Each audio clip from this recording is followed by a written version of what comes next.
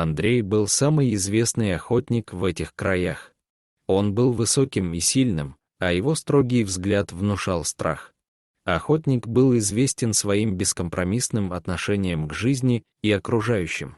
Не жалея ни своих собак, ни зверей, он рвался за добычей. Местные не любили его, только его гончая собака Лейла с ними не соглашалась. О том, что ее имя Лейла, собака узнала от сестры хозяина, которая приехала погостить. Когда девушка уехала, больше никто не называл Лейлу по имени. Она не удостаивалась такой чести.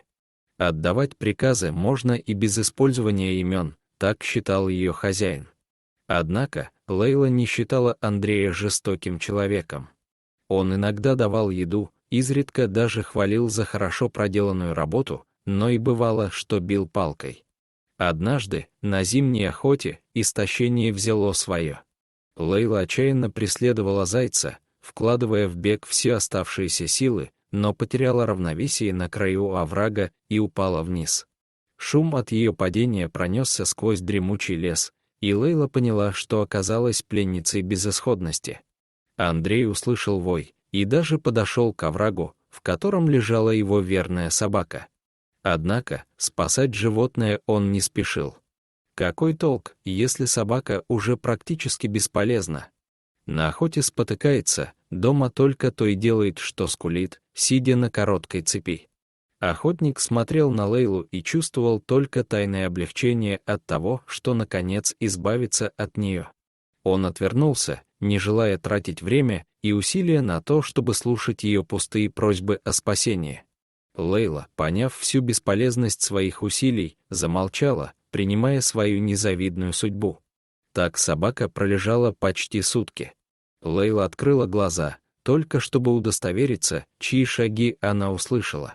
К оврагу, возле которого все было усыпано следами, медленно подходил местный егерь Михаил. Увидев Лейлу, безжизненно лежащую на дне оврага, он мгновенно осознал, что перед ним акт предательства и бесчеловечности. Егерь мгновенно принял решение и осторожно начал спускаться во овраг. Лейла почувствовала приближение человека и тихо заскулила. То ли ожидая нового горя, то ли все же в глубине души надеясь на спасение. Михаил аккуратно приблизился к собаке, протянул руку и прикоснулся к ее голове. Лейла понимала, что этот человек не несет в себе злобы и жестокости. Человек поднял собаку, завернул в свою охотничью куртку и пообещал, что обязательно спасет ее. Лейла, почувствовавшая, наконец, тепло и заботу, прижалась к мужчине. Войдя в помещение, он аккуратно уложил Лейлу на покрывало, лежащее возле печки, где обычно сидел сам. Опыт и знания егеря позволили ему оказать пострадавшему животному первую помощь. Он осторожно очистил и перебинтовал раны собаки. Лейла знала, что этот добрый человек никогда не причинит ей вреда, и молча все терпела. К счастью, более серьезных травм у собаки не оказалось, но истощена она была ужасно, так что сразу после оказания первой помощи Михаил принес собаке воду и еду, которая была предназначена для него самого. Пока собака ела, мужчина оглядел ее внимательнее и заметил старый ошейник с биркой. Осторожно сняв бирку, он прочел: «Лейла. Ты, значит, Лейла. Красивое имя», — тихо произнес егерь. Собака подняла голову, услышав из уст доброго человека свое имя. Имя, которое говорили ей только те, кто относился к ней с заботой. И если до этого у собаки еще и были какие-либо сомнения в том, какой же на самом деле Михаил, то сейчас их совершенно не осталось. Он хороший человек, он не обидит ее.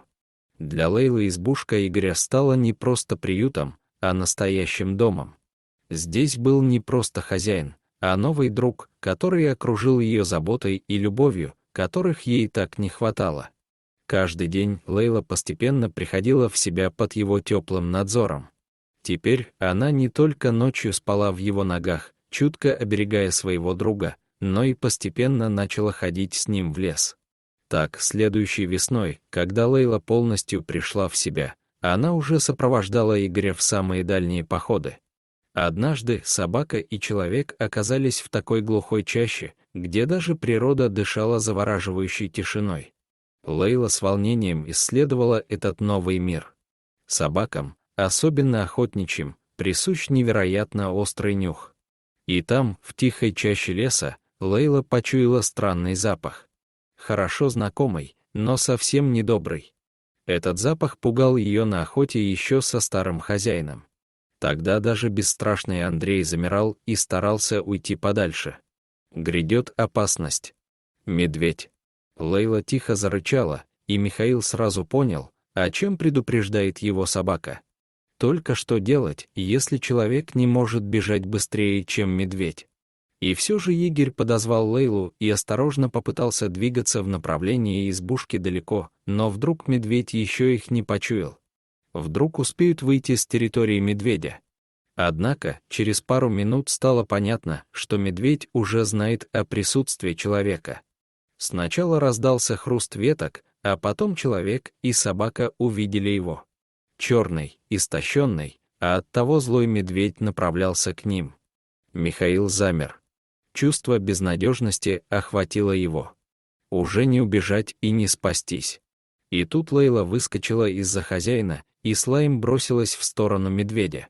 «Лейла, нет!» — отчаянно крикнул хозяин, но собака не слышала. Она бросилась на медведя, защищая своего верного друга. Шум, лай и рык ввели медведя в замешательство, зато Михаил очнулся. Он выстрелил в воздух из сигнального пистолета, крича Лейле ко мне, и собака наконец послушалась, позволив хозяину направить струю перцового баллончика в сторону медведя. Опешив от реакции человека и собаки, медведь развернулся в чащу леса, а Лейла и Михаил уже бежали в сторону своей избушки. Только закрыв ворота, егерь смог отдышаться и понять, что Лейла предупредила его о надвигающейся опасности и бесстрашно бросилась на медведя, защищая человека. Только благодаря решимости и отваге Лейлы они оба спасены. Лейла смотрела на Михаила, и они оба понимали, что она никогда не сделала бы иначе, а он никогда не оставил бы ее ни в том овраге, ни в чаще леса. Собака, пережившая столкновение с жестокостью и злобой, теперь ценила доброту и заботу еще больше, чем прежде. Их дружба стала неотъемлемой частью жизни обоих, и что бы ни произошло, егерь и собака знали, что каждый может рассчитывать на своего друга.